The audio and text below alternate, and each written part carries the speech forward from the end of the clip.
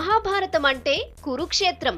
కురుక్షేత్రానికి ఆది అంతం ఓ ఆడదానితో ప్రారంభమవుతుంది, ముగుస్తుంది. ఇందుకు కారణం ద్రౌపది.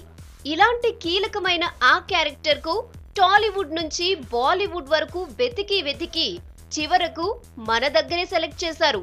మొదట దీపికా పదుకునే అనుకున్నా తర్వాత ఆ ఛాన్స్ నయనతార కొట్టేసింది. ఇప్పటికే శ్రీరామరాజ్యంలో సీతగా అందర్నీ అలరించింది. సింహాలో గడసరి డైలాగ్స్ తో అద్దరగొట్టింది. దీంతో అటు సెంటిమెంట్ ఇటు రౌద్రం ఈ రెండింటిని బ్యాలెన్స్ చేసుకుంటూ ఈ తరంలో నయనతారని ఫిక్స్ చేశారు.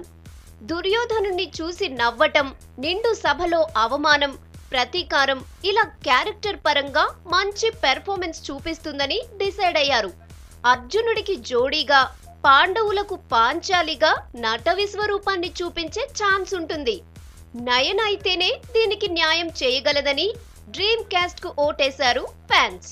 ఇక మహాభారత్ డ్రీమ్ క్యాస్ట్ పార్ట్ 4లో భీముడు దుర్యోధనుడెవరో చూద్దాం.